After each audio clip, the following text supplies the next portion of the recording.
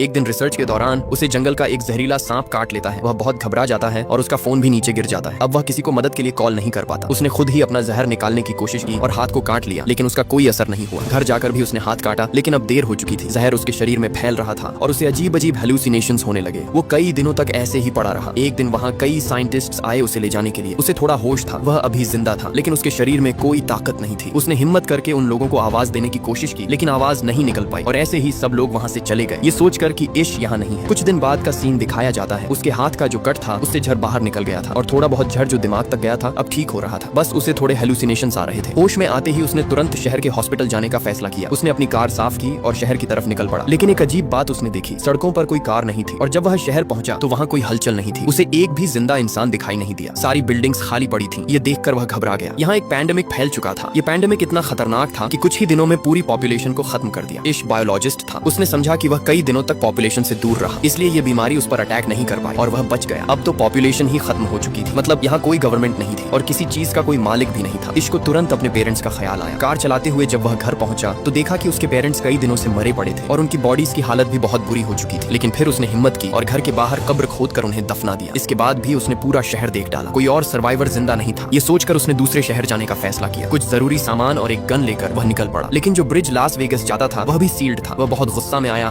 और लंबा रास्ता लिया। जैसे ही वह लास वेगस पहुंचा देखा कि यहाँ भी सब लोग मर चुके थे। मॉल्स, बड़े होटल्स, कैसीनोज सब खाली पड़े थे। थककर वह एक होटल में चला गया। उसने वहाँ रात बिताई और महंगी चीजों का मजा लिया, क्योंकि अब सब चीजें उसके लिए फ्री थी। उसे उम्मीद ही नहीं थी कि अब कोई मिलेगा। लेकिन अगली रात उसे दो लोग मिले। ये दोनों भी बीमारी से बच गए थे। लड़की ने अपनी दुख भरी कहानी सुनाई कि उसने अपने परिवार को वीडियो कॉल पर मरते देखा था और अब उसके लिए जीने की कोई उम्मीद नहीं बची। वो आदमी भी मरना चाहता था, क्योंकि इतनी अकेली दुनिया में जीना उसके लिए नामुमकिन था। उस रात ये लोग भी इश्क के साथ रुक गए, लेकिन सुबह होते ही उन लोगों की नीयत इश्क को खतरनाक लगी। उस आदमी के पास गन थी और वो चाहता था कि तीनों की मौत आसान हो जाए, लेकिन इश्क जीना चाहता था। इसलिए वो उठकर वहाँ से बाहर निकल गया और उसके पीछे उसे गोलियों की आवाज सुनाई दी। मतलब उन्होंने खुदकुशी कर ली थी। ये हादसा उसे और ज्यादा तोड़ गया। अब उसे साफ लग रहा था कि वो दुनिया में अकेला रह गया है। तेज गाड़ चलाते हुए वो घर लौट आया। रास्ते में एक डॉग उसकी कार के सामने आ गया। वो डॉग भी बिल्कुल अकेला था जैसे इश। इश ने उसे अपना बना लिया और उसे जीने की नई उम्मीद मिल गई। इश ने अपनी जिंदगी नए तरीके से शुरू की। सर्वाइवल बुक्स पढ़ने लगा। खाने पीने की कोई कमी नहीं थी। कमाने की अब जरूरत नहीं थी। हर दिन काम करता और टाउन में घूमता इस उम्मीद में कि शायद कोई सर्वाइवर मिल जाए, लेकिन हर दिन मायूस होकर लौट आता। एक दिन जब वो अपने डॉग के साथ खिड़की पर खड़ा चाय पी रहा था, अचानक उसका डॉग भौंकने लगा। उसे एहसास हुआ कि वहाँ कोई इंसान है। दूर एक घर से स्मोक निकल रहा था, मतलब वहाँ कोई इंसान हो सकता है। वो तुरंत कार निकालकर उस घर की तरफ गया जहाँ स्मोक था। खुशकिस्मती से वहाँ एक लड़की थी। उसे देखकर वो लड़की डर गई, लेकिन इश ने उसे यकीन दिलाया कि वो उसे नुकसान पहुंचाने नहीं आया। वो भी अकेला इंसान है और किसी दूसरे सर्वाइवर को ढूंढ रहा है। ये सुनकर लड़की ने उसे अपने घर आने की इजाजत दी। लड़की का नाम एमा था। बातचीत से हमें पता चलता है कि पेंडेमिक को लगभग 1 साल हो चुका है। एमा और इश ने पूरे साल में अपने अलावा कोई सर्वाइवर नहीं देखा। उन्हें बहुत खुशी थी कि उन्हें कोई और सर्वाइवर मिल गया, वरना अकेले रहना बहुत मुश्किल था। वो डिप्रेशन में जा रहे थे, क्योंकि इंसान का समाज में रहना जरूरी है। अकेले रहकर उनका मेंटल स्टेट बहुत बुरा हो रहा था। उन्होंने फैसला किया कि वो दोनों साथ में इश के घर में रहेंगे, क्योंकि इश का घर जनरल स्टोर के करीब था जहाँ फूड सप्लाईज पड़ी थी और इश ने अपने घर में बहुत सारा सामान भी जमा कर रखा था, जिससे उनका रहना आसान हो गया। एमा भी अब इश के घर आ गई। दोनों ने जब साथ रहना शुरू किया तो उनकी जिंदगी पहले से बेहतर हो गई। एमा इश का बहुत साथ देती थी। वो इश की अपीयरेंस ठीक करती और दोनों मिलकर घर की मरम्मत भी करने लगे, क्योंकि पूरे साल इश ने अपने घर पर ध्यान नहीं दिया था। दोनों हर सुबह उठकर साथ में काम करते और अपने टारगेट्स पूरे करते। इन दोनों ने ये भी सोचा कि अगर पूरी दुनिया में सिर्फ यही दोनों बचे हैं तो उन्हें पॉपुलेशन भी बढ़ानी चाहिए। पहले ये दोनों का फैसला था, लेकिन जब इश को पता चला कि एमा प्रेग्नेंट है तो वो बहुत डर गया। उसे डर था कि उसके बच्चे इस अजीब दुनिया में सर्वाइव कर पाएंगे या नहीं। एमा ने उसे हिम्मत दी कि सब ठीक होगा। इश जो बायोलॉजिस्ट था उसने बुक्स पढ़कर बच्चे को जन्म देने के तरीके समझने शुरू किए, क्योंकि वो जानता था कि अब ये दोनों अकेले हैं और उन्हें ही ये काम करना पड़ रहा था। साथ ही दोनों घर को परफेक्ट बनाने की कोशिश भी कर रहे थे। इश ने सोलर पैनल्स भी लगा लिए थे ताकि घर में इलेक्ट्रिसिटी की कमी ना हो, क्योंकि पैंडेमिक को बहुत वक्त हो चुका था। शहर जंगल जैसा बनने लगा था और जंगल के जानवर अर्बन एरियाज की तरफ आने लगे थे। ये उनके लिए बड़ा खतरा था, इसलिए उन्होंने घर के चारों तरफ फेंस बना लिया और जानवरों से बचने के लिए कुछ वेपन्स भी रख ली। इन लोगों ने खुद भी कई वाइल्ड एनिमल्स पाल लिए थे, जिनसे उनकी जरूरतें पूरी हो रही थी और वो लोग बहुत बिजी भी रहते थे। इंसानों की गैर मौजूदगी में पूरा इलाका हरा भरा हो गया था और यहाँ की हवा भी बहुत साफ थी। उनकी सेहत भी बहुत अच्छी हो गई थी। उनकी जिंदगी किसी हद तक परफेक्ट हो गई थी। लेकिन फिर एक दिन उन्हें एक और बड़ी प्रॉब्लम का सामना करना पड़ा। पता नहीं कहाँ से अनगिनत चूहे शहर में आ गए। उन्हें देखकर इश बहुत पैनिक हो गया। उन चूहों को घर से दूर रखने के लिए इश ने अपने घर के एयर गेट्स में आग लगा दी, लेकिन ये सिर्फ एक रात काम आया। एमा ने उससे कहा कि हम इसका भी सोल्यूशन निकालेंगे। सुबह होते ही वो घर से बाहर निकला। उसने आसपास कई कैट्स छोड़ दी। कैट्स ने चूहों को खाना शुरू कर दिया और आखिरकार ये प्रॉब्लम भी खत्म हो गई। आखिरकार वो दिन भी आ गया जब एमा को बच्चा पैदा करना था। इश ने खुद ये काम संभाला और हमें दिखाया जाता है कि उनकी एक बहुत प्यारी बेटी हुई। ये देखकर दोनों बहुत खुश हुए। उन्हें जीने की नई उम्मीद मिल गई। इसके बाद ये लोग सड़कों पर गए और अपने घर का एड्रेस लिख दिया, इस उम्मीद में कि अगर कोई सर्वाइवर यहाँ आए तो वो उनके घर पहुँच सके खाने और पानी के लिए। 6 साल बाद इश किसी काम से जंगल जा रहा था कि अचानक उसकी कार के सामने एक जंगली जानवर आ गया। डरकर वो बाहर आया और उस जानवर को देखा। वो अब भी जिंदा था लेकिन बहुत दर्द में था, इसलिए इश ने उसकी तकलीफ आसान करने के लिए उसे गोली मार दी। दूर से ये सब एक लड़की देख रही थी। गन की आवाज सुनकर वो डर गई और भागकर जंगल में चली गई। इश ने भी उसे भागते हुए देखा और तुरंत उसके पीछे दौड़ा ताकि उसे पकड़ सके। उस लड़की को लगा कि इश उसे नुकसान पहुंचाएगा, लेकिन इश वैसा नहीं था। वो खुद भी सर्वाइवर्स की तलाश कर रहा था। जब उसने उस भूखी लड़की को एप्पल खाने के लिए दिया तो लड़की को समझ आया कि इश बुरा इंसान नहीं है। इश उसे अपने घर ले जाना चाहता था, लेकिन वो लड़की कार में उसके साथ नहीं बैठी बल्कि पीछे बैठ गई। घर लौटकर देखा गया कि वो लड़की ट्रंक से बाहर आने के लिए तैयार ही नहीं थी। घर में हमने देखा कि इतने सालों में इश और एमा के 2 बच्चे हो चुके थे और अब उनका तीसरा बच्चा होने वाला था। उन्होंने टाउन में हर जगह अपना एड्रेस लिखा हुआ था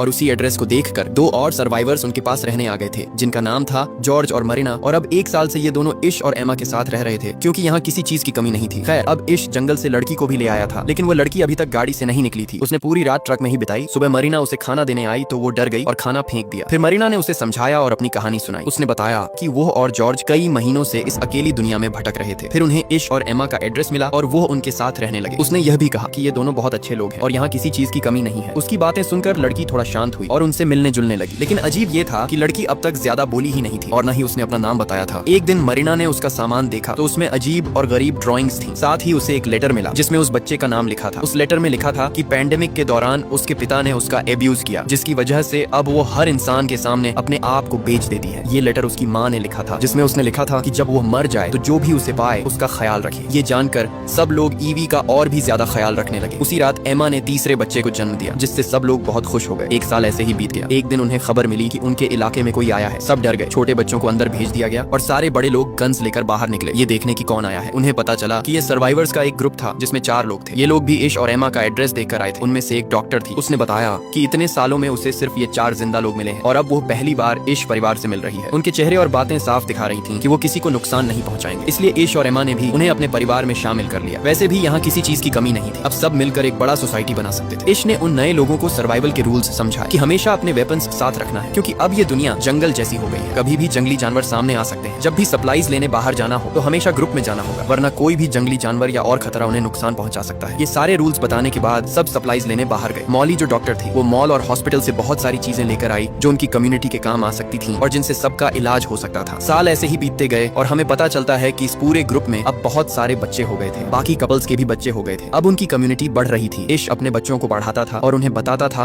कि पहले कम्युनिटीज कैसी होती थी, इंसान कैसे सर्वाइव करता था। वो उन्हें सिखाता था ताकि आगे चलकर उन्हें कोई मुश्किल ना हो। घर के चारों तरफ पूरा जंगल था और एक दिन उसी जंगल से एक बहुत बड़ा लोयन उनके घर में घुस आया। शुक्र था कि सही समय पर ईश की नजर उस पर पड़ गई। ईश बच्चों को बचाने वहां पहुंचा, लेकिन लोयन ने उस पर हमला कर दिया। इससे पहले कि बाकी लोग कुछ कर पाते, लोयन ने उसे बुरी तरह घायल कर दिया। ये देखकर सब घबरा गए। जब सब वहां पहुंचे तो लोयन वहां से भाग गया। एम्मा ने ईश की हालत देखकर गुस्से में बंदूक उठा ली और जंगल में जाकर उस लोयन को मार डाला। वक्त रहते सब ने मिलकर मॉली की मदद से ईश की जान बचा ली और फिर उसका इलाज शुरू हुआ। कई हफ्तों के बाद ईश पहले जैसा ठीक हो गया।